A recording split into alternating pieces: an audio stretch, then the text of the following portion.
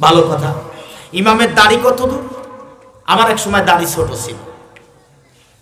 ছিল।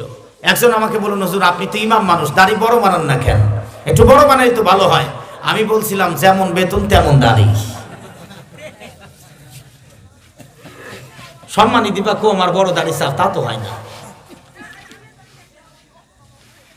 সভাপতির বাসায় আমাকে দোয়া করতে নিয়েছিলেন সেই সময়ে।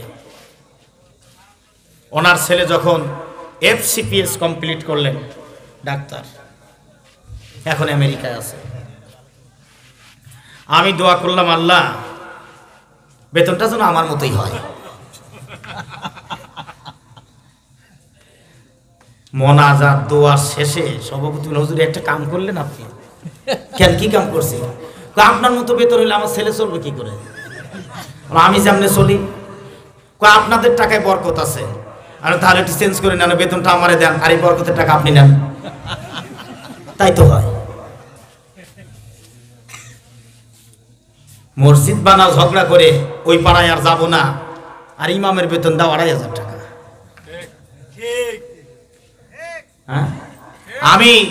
আমি আল্লাহ মাফ করেন, আজকেও আমার ছোট শালক ছিল রাতে বাসায়, আমি মাহফিল থেকে ফিরে এসে দেখলাম ও আছে।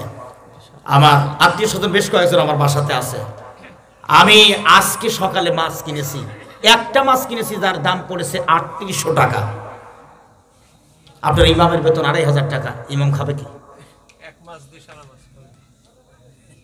তো আপনার ছেলের জন্য আমি দোয়া করলাম, আপনার কলজা পড়ে, আপনি বড় রুই মাছ খাইবেন আর ইমাম পুঁটি কিনতে পারবে না, তা তো হয় না। বলেন, আপনি এত মসজিদ বানাইছেন কেন? সৌদি আরবের মনিটরিং কমিটির খবর জানেন? মসজিদ বানাইছে ভালো কথা, বেতনটা না বানাইলে কেন? বেতনটা না। সর্বোচ্চ সম্মানে ইমামদের দিতে হবে, বাধ্যতামূলক। আর ইমামরা ৫০০০ টাকায় রাজি হোক, আর একটা ইমামও যায় না মসজিদে। অবরোধ করে দাও, সম্মানী দিবা না, কিছুদিন না মসজিদে টানো কেন? কামলা দিয়া খাও কিছুদিন, যারা বানাইছে ওরাই পড়া।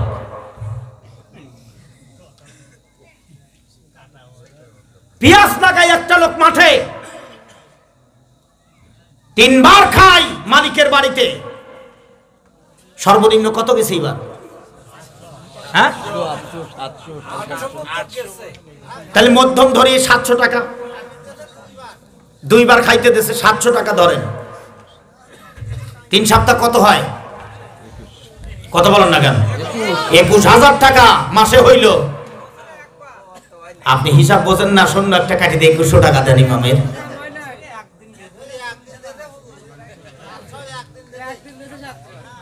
পাঁচশো ধরেন, ৫০০ কম তো নাই, ৫০০ কম আছে তো ৫০০ হইলে পরে কত হয়? তো ইমামেরা কমপক্ষে ১৫,০০০, কমপক্ষে ১৫,০০০ দেন ইমাম। নামাজের মধ্যে তো চিন্তা হইতে পারে, বাজার বেলা আসছে, বাড়ির থেকে বলছে বাজার নিতে হবে, মাছ কিনতে হবে, গোশ কেনা লাগবে, পকেটে তো টাকা নাই, নামাজে ভুল হবে না তো কি হবে? মন তো নামাজের মধ্যে নাই, মন তো বাজারে ঢুকে পড়ছে। আহারে, আল্লাহ আমাদের বোঝার তৌফিক দিন, আমরা বলি আমিন। এজন্য একটু সামনে ফাঁকা জায়গা আসেন, অনেকেই দাঁড়ায় আছে, বসতে পারতেছেন, আপনি একটু বসার জায়গা করে দেন। মুছে দিচ্ছে, আলহামদুলিল্লাহ, ছেলেরা যথেষ্ট পরিশ্রম করছে আপনাদের জন্য, আপনারা একটু জায়গা করে দেন, একটু জায়গা করে দেন, একটু আগে আসেন, নিঃশব্দে আর আমার কথা শুনতে থাকেন, প্রাণ ভরে কোরআন শুনতে থাকেন। আল্লাহ তৌফিক দিন, জোরে বলেন আমিন। সুতরাং ভয় থাকতে হবে কার? সবাই বলেন কার ভয়? আল্লাহ বলেন আমার ভয়। এখন ইমাম সাহেব উনি জুমার নামাজে ওয়াজ করছেন, সুদের ওয়াজ। সুদের গুনাহ কতগুলা? কথা বলেন কতগুলা? সুদের গুনাহ কতগুলো মনে নাই? হ্যাঁ, ৭০ আসছে বর্ণনায়, ৭২ আসছে বর্ণনায়। ছোট গুনাহটা নিজের মায়ের সাথে জেনা করা। আহা, কি অবস্থা! ১ টাকার যদি সুদ খান তাহলে ১০০ বার মায়ের সঙ্গে জিনা করার গুনাহ হয়। 100 টাকা খাইলে কি হয় দেখেন, 1000 টাকা খাইলে কি হয় বোঝেন। এখন আপনি বলেন হজ করে করবেনটা কি? সারা জীবন বাড়ি গাড়ি বানালেন সুদের টাকা দিয়া, ঘুষের টাকা দিয়া। ইমাম হযরত সুদের আলোচনা করলেন মসজিদে। উনি নতুন মানুষ, ওনার জানা ছিল না। হঠাৎ করে দেখলেন সভাপতির মন খারাপ। সভাপতি যে সুদের ব্যবসা করে ওনার তা জানা ছিল না। এটা লাগবে না, লাগবে না, কিচ্ছুই লাগবে না, কিছুই বললেন না। দ্বিতীয় জুমায় ঘুষের আলোচনা করলেন। সহসভাপতি সরকারি চাকরি করে, সরকারের চেয়ারে বসে টেবিলের উপর দিয়ে নিচ দিয়া নগদে উপায়ে বিকাশে, ডাচ বাংলায় ব্যাংক অ্যাকাউন্টে, মুদারাবা ব্যাংক, ইসলামী ব্যাংক পর্যন্ত ওই অ্যাকাউন্টে তিনি ঘুষের টাকা লেনদেন করেন। চিন্তা করলেন তো ইমাম আমারও ছাড়লো না। এ তো দেখতেছি কাঁচা ছাড়া ইমাম, যারে এত ভালোবাসলাম। কাকিয়ান বাজারে প্রশংসা, উলাট বাজারে প্রশংসা, খয়রানে প্রশংসা, সিনাখরা প্রশংসা, বনগ্রাম প্রশংসা, সুজানগরে প্রশংসা। যেখানে যায় সেখানে প্রশংসা করে ইমামের, ভালো ইমাম। সেই বাবুদের বিরুদ্ধে চলে গেল। তৃতীয় জুমায় দুর্নীতির ব্যাপারে কথা বললেন। তবে আলহামদুলিল্লাহ বাংলাদেশের অধিকাংশ মসজিদে এখন যৌথ অ্যাকাউন্ট আছে। ঘটনাচক্রে এখানে তখন ছিল না। যে ইমাম কথা বলছেন ওই মসজিদে না অ্যাকাউন্ট। ক্যাশিয়ার সাহেবের কাছে 6-7 লক্ষ টাকা জমা আছে। তিনি নিজের একটা ব্যবসায় ওই টাকা নিজের মতো ব্যবহার করেন। মাথার উপরে বজ্রপাত হয়ে গেল। ইমাম তো আমারও ছাড়ল না। চতুর্থ নম্বরে জুমায় পর্দা নিয়ে কথা বললেন। অকরনা ফি বুয়ুতিকুন্না ওয়ালা তাবাররাজনা তাবাররুজাল জাহিলিয়াতিল উলা। সেক্রেটারির বউ পর্দা করে না, মেয়েরাও পর্দা করে না। কথা বলে না কেন? গত জুমার দিনের ঘটনা। আমাদের বাড়ির লোকজনের গুলোর দাওয়াত এক জায়গায়, বড় ভাইয়ের ফ্যামিলির দাওয়াত এক জায়গায়, আমার ফ্যামিলির এক জায়গায় দাওয়াত। আমার ফ্যামিলির পক্ষ থেকে আমি একা দাওয়াত খেতে গেলাম, মেয়ের বিয়ে যার জন্য গেলাম। যাওয়ার পরে দেখি বরকতের চাইতে গুনার সংখ্যাটা অনেক বেশি। বেশি দেরি করলাম না, খুব তড়িৎ গতিতে খালি মেয়ের ভাইকে বললাম আমি চলে যাব। বলেন বিয়েটা আপনি পড়ায় দিয়ে যান, দেরি করা যাবে না। তাহলে আমি দেরি করব না। শর্ট টাইমে ওখান থেকে সেরে আমি বের হয়ে চলে আসছি। মেয়েরা পোশাক পরেছে, পোশাকটা পুরো টাইট, পুরা টাইট পোশাক পরেছে। চোখ কোন দিকে আপনি নিবেন, নেওয়ার মতো কোনো জায়গা আর নাই। যে অভিভাবকরা পোশাক কিনে দেন, আপনার কি একটু লজ্জা করে না? আপনার মেয়েটাকে দেখতে কেমন দেখায়? আপনি তো বলছেন আমার মেয়ে বড় ভদ্র, পর্দানিশীল, অথচ তার শরীরের সব অঙ্গ আপনি ফুটায়ে তুলেছেন। আপনি বাবা, আপনি বড় ভাই, আপনার পকেটের টাকা দিয়ে কিনে দিচ্ছেন কেমনে করে? পুরুষ সাদৃশ্য পোশাক আপনি তাকে কেমনে করে দিলেন? একটা বার কি হিসাব মিলালেন না? আমি বলেছি মহিলাদেরকে, মায়েরা, এই যে সম অধিকার বলো, রাসূলুল্লাহ তো অধিকার অনেক বেশি দিয়েছেন, তা তো নিতে চাইলে না। সম অধিকার যেহেতু চাও, পৌষ মাঘ মাসের শীতের কনকনে ঠান্ডায় রাজশাহীর গাছিগুলো ডেকে খেজুর গাছ কাটার দরকার নাই। তোমরাই গাছে উঠে খেজুর গাছ জুড়ে ঠিলে লাগাও। বাড়িতে বসে আমরা গুড় বানাবো, পাটারি বানাবো, তোমরা খেজুর গাছ ঝুড়িয়ে আনো। সেক্রেটারির মেজাজ খারাপ, আমার স্ত্রী পর্দা করে না, মেয়েরা পর্দা করে না। হুজুর বলার কে? রাত 10টা পার হয়ে গেল। Virtually program, video conference, Zoom ফাংশনে চলে গেলেন। 4 জন অ্যাড হয়ে প্রোগ্রাম করছেন, যেমন প্রধানমন্ত্রী প্রোগ্রাম করে ঢাকায় বসে বাংলার সব জেলায়। এই যে সম্মেলন হলো আওয়ামী লীগের, সেটআপ হলো জেলা সেটআপের দিনে ওবায়দুল কাদের সাহেব আসতে পারেন নাই, ভার্চুয়ালি উনি যোগ দিয়েছিলেন। প্রধানমন্ত্রী ওইভাবে যোগ দিলেন, আর মসজিদ কমিটির 4 জন প্রশাসনিক ডিপার্টমেন্টে তারা বাউসুয়ালি প্রোগ্রাম করছে রাত 10টার পর। গ্রামের মানুষগুলি ঘুমিয়ে গেল। ওনারা প্রোগ্রাম কমপ্লিট করে সেক্রেটারি বললেন, বোঝো না কিছু? মাথায় কি তোমার কিছুই নাই? বলে কি করব, কোরআন হাদিস বলছে। বলে না, বললেই হবে না, আমরা ইমাম রেখেছি, যা বলবো তাই মানতে হবে। মুসলমান প্রোগ্রামের সিদ্ধান্ত নেন ইমাম রাখা যাবে না, কেউ জানে না। শীতের কনকনে ঠান্ডা, শৈত্যপ্রবাহ চলছে, পৌষ মাঘ মাস, পঞ্চগার গেলেই বোঝা যায়। গিয়েছিলাম এবার শীতের মধ্যে, আমি জানি কি ঠান্ডা।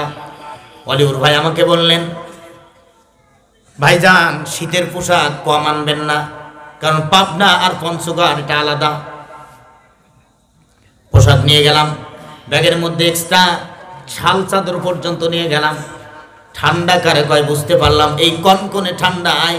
মনে করেন এই পঞ্চগড়, তেঁতুলিয়া ওই এলাকায়, নীলফামারী, কুড়িগ্রাম, দিনাজপুর এলাকা, ওইখানের মসজিদের ঘটনা মনে করে নেন।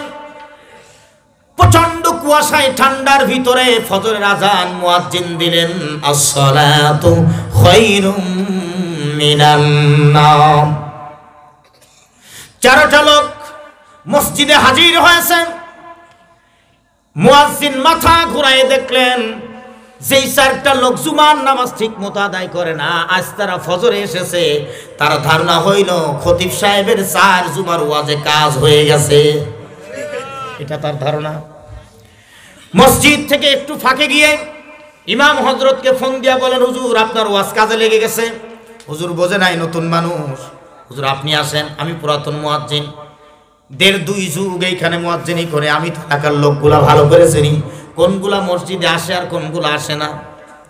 আসলেন, বলেন এই লোকগুলা জুমার নামাজ মিস করা লোক, হঠাৎ আসে। সেই লোকগুলি আজকে শীতের কনকনে ঠান্ডায় এসেছে, তার মানে বোঝা যাচ্ছে আর দেরি হয় নাই, এই লোকগুলি ভালো হয়ে গেছে আপনার ওয়াজ শুনে। ইমাম মনে মনে আল্লাহর প্রশংসা পড়ে নিলেন। মুসলমান নামাজ শুরু হয়ে গেল। আসসালামু আলাইকুম ওয়া রাহমাতুল্লাহ বলে নামাজ শেষ করে দিলেন। নামাজ শেষ যেই না হয়েছে, সভাপতি দাঁড়ায় গিয়ে বললেন, আমি 2টি কথা বলতে চাই। ইমাম হযরত বলেন, অবশ্যই বলেন। আপনি না বললে কে বলবে? তিনি দাঁড়ায় গেলেন।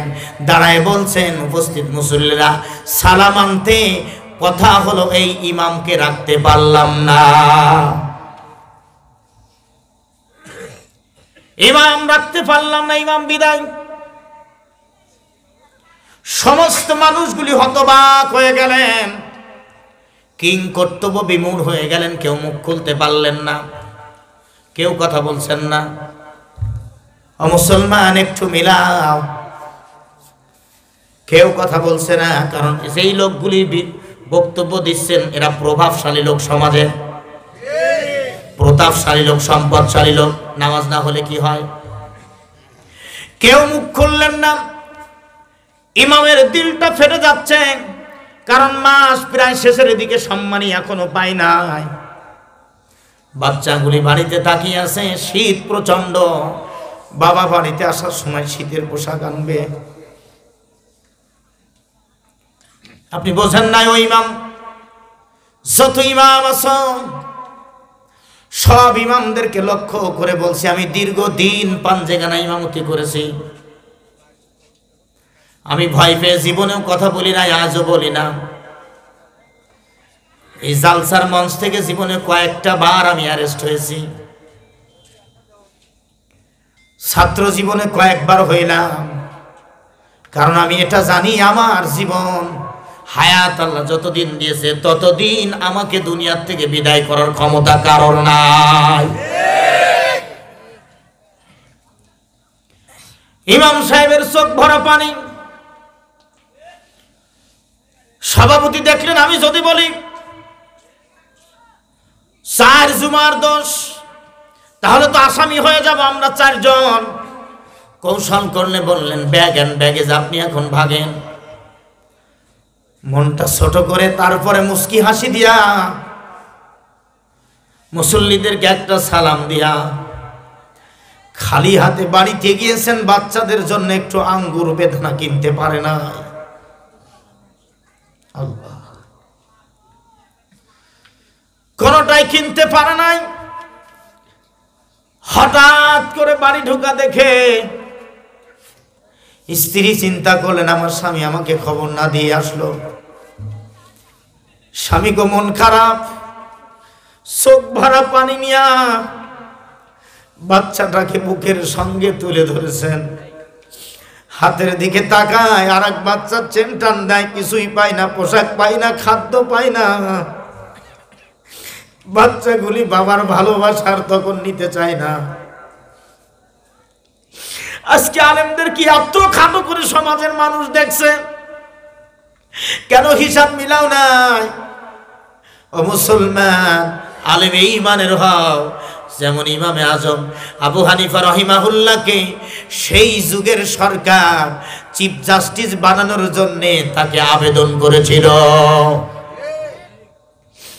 কান্না বিজড়িত কণ্ঠে স্ত্রীর সঙ্গে কথোপকথন হলো। বিভিন্ন জায়গায় গেলেন, আমাকে কয়েকটা হাজার টাকা ধার দাও, কেউ দিতে চায় না। কোন এক বন্ধু আপন করে ইমামের হাতে টাকা দিয়ে বলছেন, বন্ধু নে 5,000 টাকা দিলাম।